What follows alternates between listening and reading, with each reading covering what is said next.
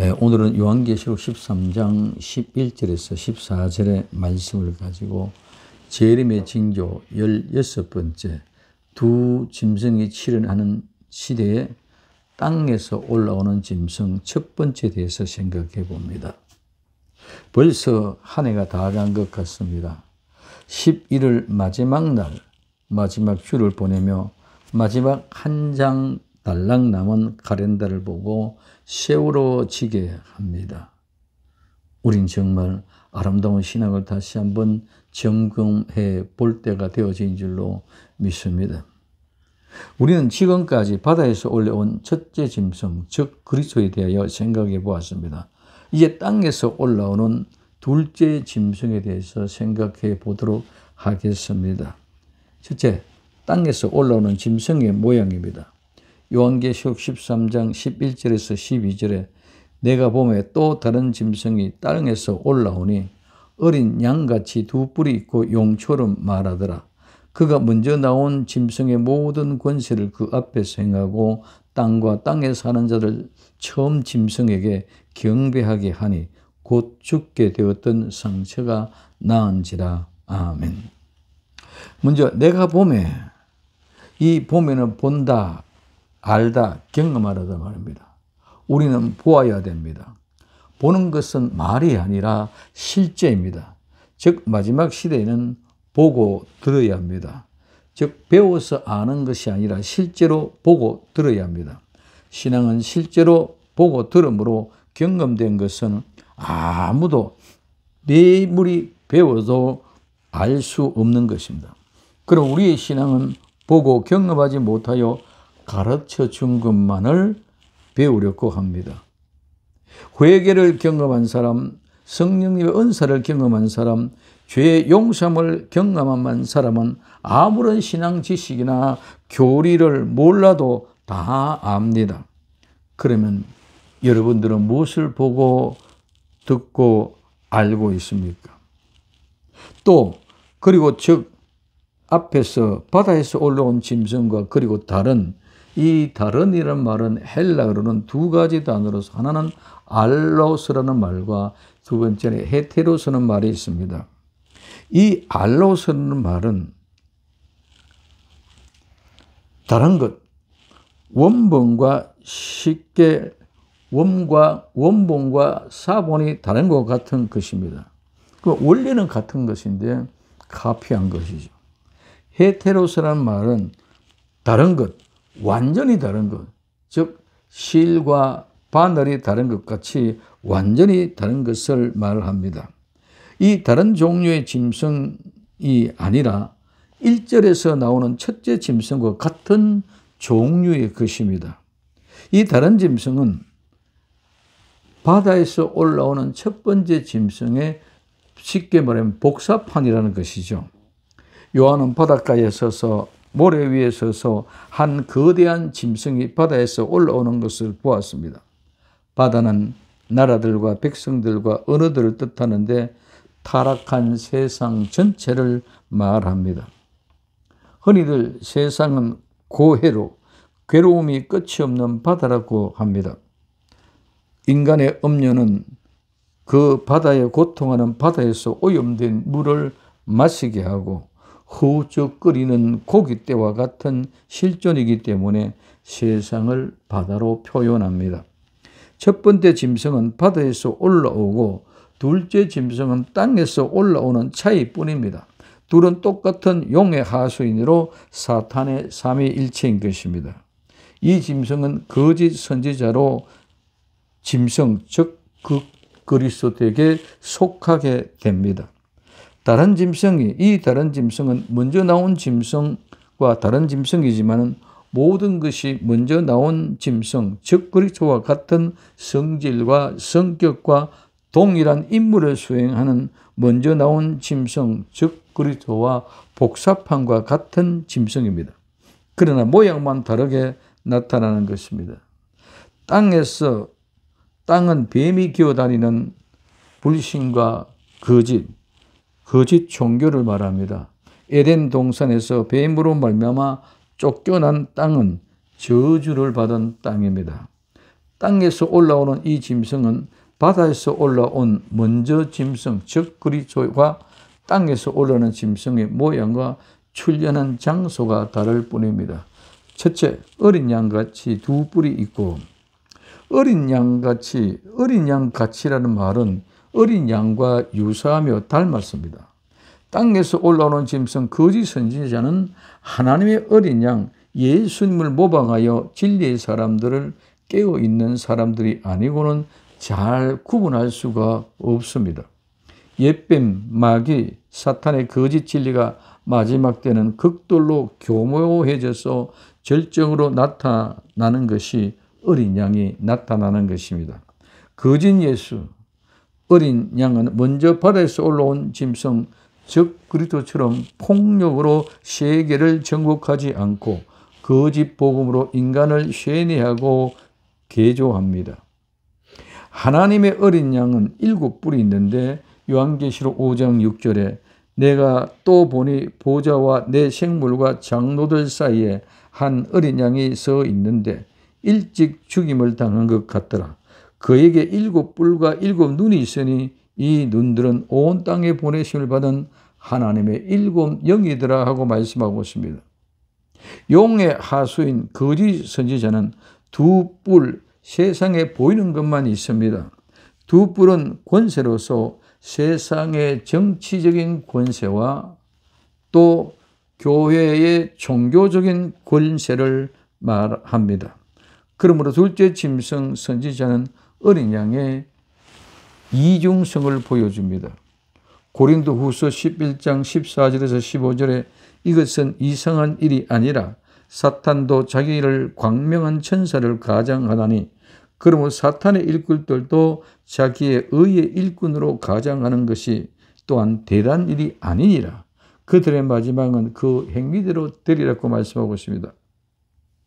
만약에 이 짐승 거짓 선지자가 사자나 호랑이로 나타나서 내가 어린 양 예수님이라 하면 아무도 따르지 않을 것입니다. 그러므로 둘째 짐승 거짓 선지자는 제가 예수님으로 가장하기 위하여 어린 양의 모습으로 땅에서 올라온 것입니다. 겉으로는 양과 같이 유순해 보이지만은 속에는 노략질하는 이리와 같은 사나운 존재입니다. 마태복음 7장 15절에 거짓 선지자들을 삼가라. 양의 옷을 입고 너희에게 나오나 속에는 노략질하는 일이라고 말씀하고 있습니다. 겉으로 보기에는 그 힘이 바다에서 올라온 10뿔 가진 짐승, 즉 그리스도보다 못할 것 같지만은 사실은 그렇지 않습니다. 요한계시록 13장 15절에 그가 권세를 받아 그 짐승의 우상에게 생기를 주어 그 짐승의 우상으로 말하게 하고 또 짐승의 우상에게 경배하지 아니한 자는 며칠든지 다 죽이게 하더라고 말하고 있습니다. 짐승에게 경배하도록 조작하는 거짓 선지자입니다. 그렇기 때문에 성도는 땅에서 올라온 이 짐승을 더 경계하고 조심해야 합니다. 바다에서 올라온 짐승은 폭력으로 세상을 정복하는 7머리 10뿔 즉 그리스도로 절대적인 권력을 휘두르다가 더욱더 교모한 속임수를 쓰기 위하여 땅에서 어린 양으로 가장하고 올라온 것입니다. 바다에서 올라온 첫째 짐승은 세상 권력을 가지고 교회 밖에서 핍박을 하고 땅에서 올라온 둘째 짐승은 거짓 교리로 교회를 대적하고 부패시킵니다. 첫째 시험, 즉 그리스도의 세상의 권력의 시험에 굴하지 아니하고 믿음을 지킨 사람들도 둘째 예수님 같은 모양으로 유혹하기 위하여 변절되어 신앙을 떠난 사람들이 많을 것입니다. 그러므로 성도는 둘째 짐승을 더 경계하여야 합니다.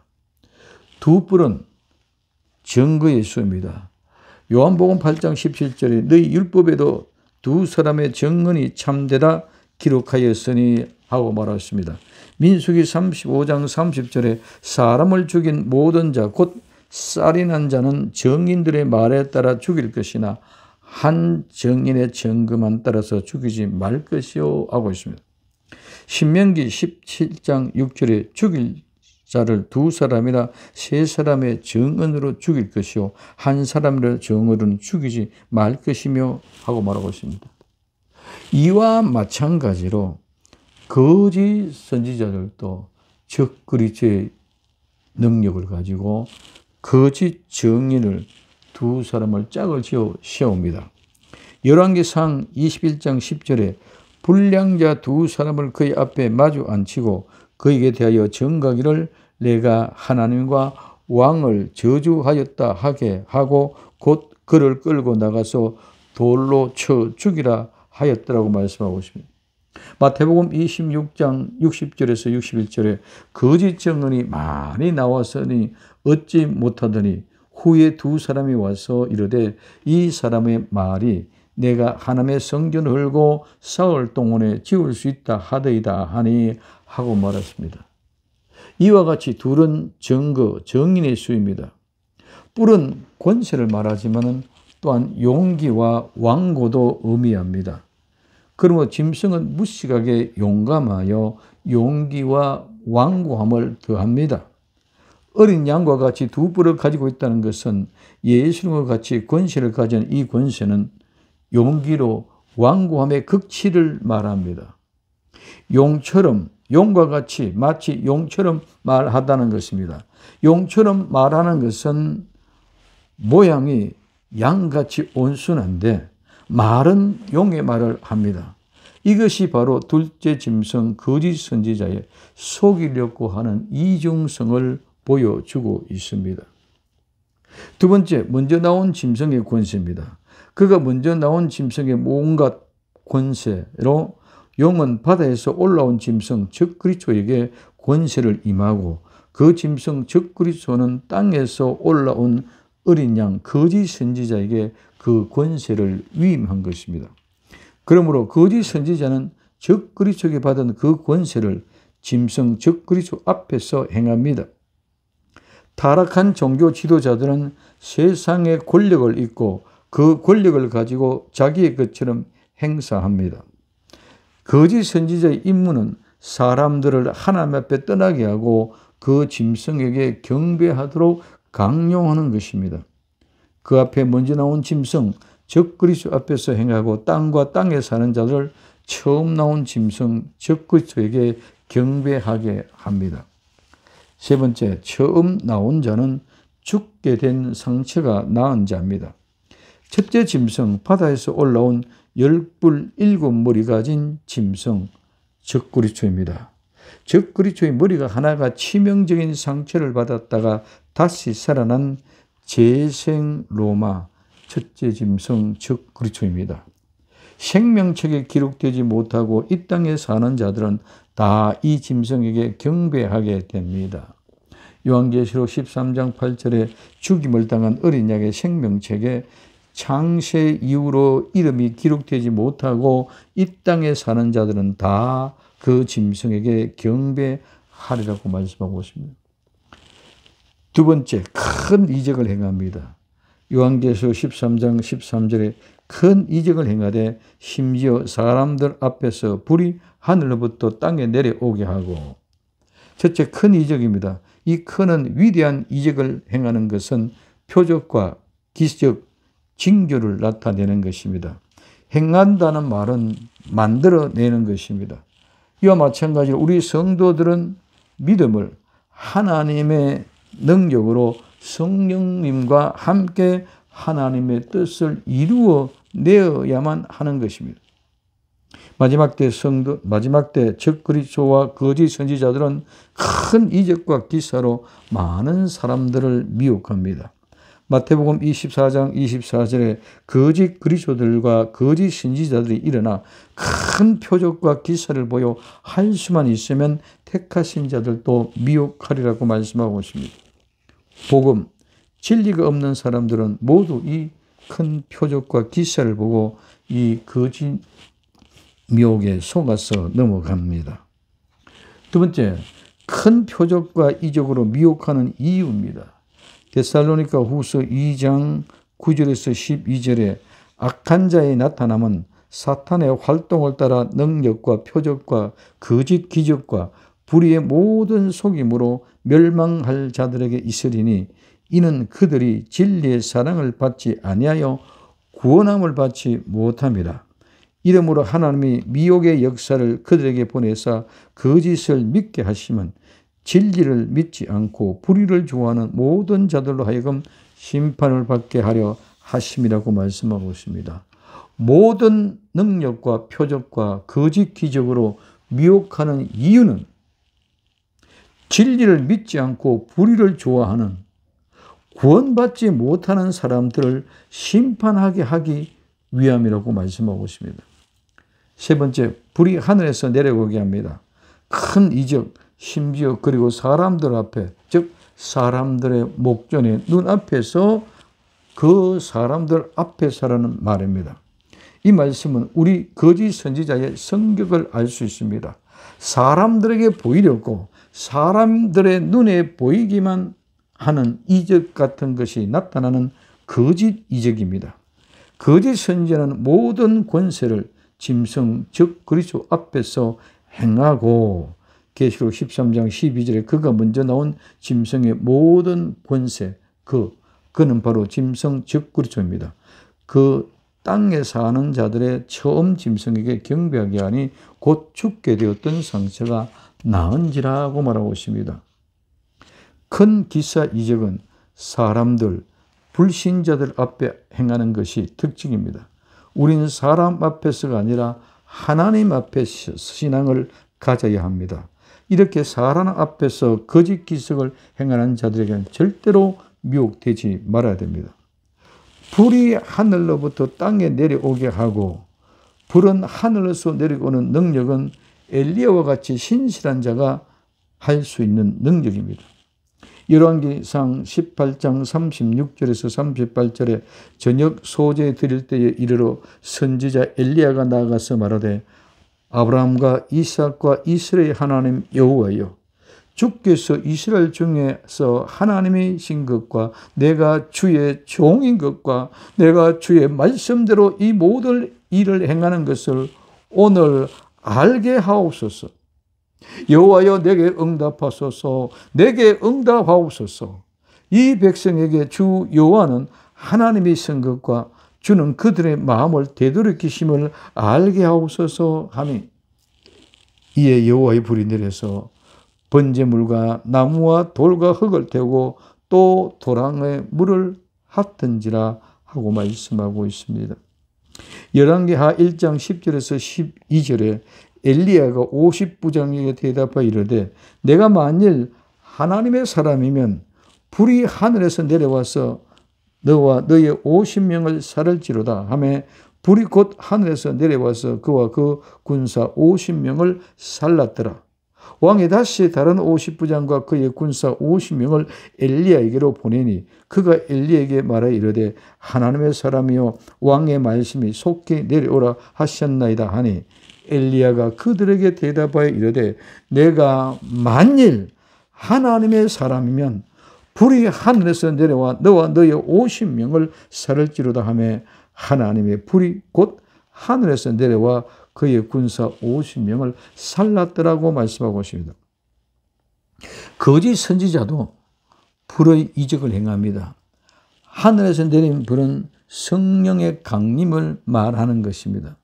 그런데 둘째 짐승 어린 양 거짓 선지자는 이 거짓 영을 강림시켜서 사람들의 가슴을 일시적으로 뜨겁게 할 것입니다. 그러나 이 불은 성령님의 진리 불이 아니고 가짜입니다. 성령의 불이 아니라 마귀의 불입니다. 용의 입에서 나오는 불은 죽음의 지옥의 불입니다. 이 불들을 불이 살라고 하는 것이 아니라 사람을 죽이는 불입니다. 세 번째, 짐승의 우상을 만들라 합니다. 요한계시록 13장 14절에 짐승 앞에서 받은 바 이적을 행함으로 땅에 거하는 자들을 미혹하여 땅에 거하는 자들이 이르기를 칼에 상하였다가 살아난 짐승을 위하여 우상을 만들라 하더라. 아멘. 첫째, 짐승 앞에 받은 이적입니다. 짐승 앞에 받은 이적을 행하는 것은 즉 짐승 즉 그리스도에게 받은 이적 표시 표를 행함으로 땅에 사는 자들을 미혹합니다. 두 번째, 미혹하여. 이 미혹한다는 말은 길을 잃게 하다, 미혹하다, 빗나가다, 방황하다는 말입니다. 두 정인이 1260일을 예언하고 성천하고 나면 하늘에서 미가엘과 용의 싸움이 일어납니다. 이때 용이 져서 땅으로 쫓겨납니다. 요한계시록 12장 12절에 그러므로 하늘과 그 가운데 거하는 자들은 즐거워라. 그러나 땅과 바다는 화 있을진저 이는 마귀가 자기의 때가 얼마 남지 않은 줄 알므로 크게 분내어 너희에게 내려갔음이라 하더라고 말씀하고 있습니다. 즉 그리스도의 때는 42달밖에 남지 않은 것을 알기 때문에 온갖 수단과 방법을 다 동원하여 사람들을 미혹한 일에 최후로 발악할 것입니다. 그 미혹하는 방법 하나가 하늘에서 불이 내려오게 하는 기정인 것입니다. 이 불은 절대로 성령님이 아는 다른 불입니다. 마지막 때는 이 다른 불에 미혹되는 자들이 너무나 많을 것입니다. 그 속에 예수 그리스도의 사랑과 진리가 없는 자들은 마지막 때 모두 이 거짓 불에 미혹될 것입니다. 세 번째, 칼에 상하였다가 살아난 자입니다. 땅에 거하는 자들이 이기를 칼에 상하였다가 살아난 짐승의 우상을 만들라고 합니다. 상하였다가 살아나게 된 것은, 이 말은 짐승이 예수님의 부활을 모방한 것을 거짓 선지자들이, 종교꾼들이 꾸며서 말하는 거짓 복음입니다. 짐승은 몇 번 죽었다가 일어나도 절대로 부활할 수 없습니다. 그들은 살리는 영이 아니라 죽이는 영, 옛뱀, 마귀, 사탄입니다. 죽었다가 살아난 것은 7무리 중 5. 이 5은 첫째 이집트, 둘째 아수르, 셋째 바벨론, 넷째 메르페르시아, 5번째 헬라. 이 5은 망하고 하나는 있고, 요한 당시의 로마 종아리, 즉 쉐입니다. 이 종아리는 2개입니다. 동로마, 서로마 나눠진 것을 말합니다. 다른 하나는 아직 이르지 아니하였는데, 죽은 자, 멸망한 것 같았는데 다시 일어난 재생 로마로 10발가락 국가, 쇠와 진흙의 국가로서 7번째 10발가락 국가에서 통합된 한 왕이 나옵니다. 이것의 8째 왕입니다. 요한계시록 17장 10절에서 13절, 또 7 왕이라 5은 망하였고 하나는 있고 다른 하나는 아직 이르지 아니하였으나 이르면 반드시 잠시 동안 머무리라. 전에 있었다가 지금 없어진 짐승은 8째 왕이니 7 중에 속한 자라. 그가 멸망으로 들어가리라. 내가 보던 10뿔은 10왕이니 아직 나라를 얻지 못하였으나 다만 짐승과 더불어 임금처럼 한동안 권세를 받으리라. 그들이 한 뜻을 가지고 자기의 능력과 권세를 짐승, 거짓 선지자에게 주더라고 말씀하고 있습니다. 7째 10발가락 국가에서 나오는 왕, 즉 8째 왕이 즉 그리스도입니다. 거짓 선지자들은 자기의 기사와 이적을 통하여 칼에 상하였다가 죽은 자처럼 있다가 다시 살아난 짐승을 경배하는데 선동적인 역할을 합니다. 요한 당시 로마가 멸망하고 이제 마지막 때 다시 그 로마가 재생하여 일어나는 재생 로마가 7무리 중에 7번째 나라 왕이, 통합된 왕이 바로 즉 그리스도입니다. 그래서 짐승은, 거짓 선지자는 이를 위하여 우상을 만들려고 합니다. 우상은 어떤 형상을 숭배하도록 만든 대상입니다. 인간의 욕망은 황제의 지위이고 더 나아가서 하나님의 지위를 탐하게 됩니다. 이것이 인간의 본성입니다.